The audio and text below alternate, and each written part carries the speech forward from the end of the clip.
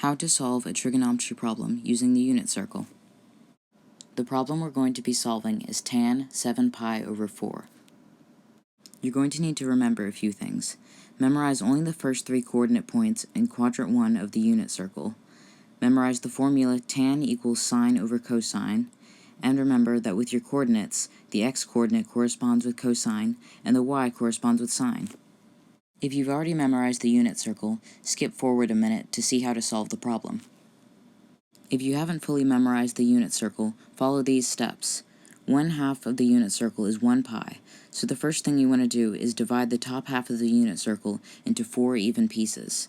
Then divide the bottom half into 4 pieces as well. The reason we're dividing by 4 is because the problem has a 4 in the denominator. Start at the 2 pi line and move counterclockwise, counting the pieces until you reach 7. The reason we stop at 7 is because there is a 7 in the numerator of this problem. At the line where the pieces end, place a point and label it 7 pi over 4.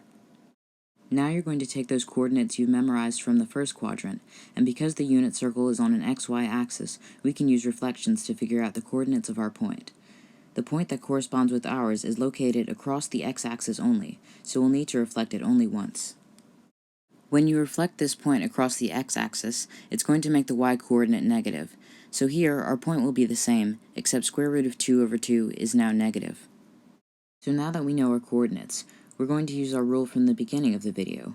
X-coordinate corresponds with cosine, and y-coordinate corresponds to sine, along with our formula tan equals sine over cosine. Once you have your equation, you can solve it by multiplying the bottom number by the top number and the 2 middle numbers by each other. After this, you get negative 2 over 2, which reduces to negative 1, which will be your final answer.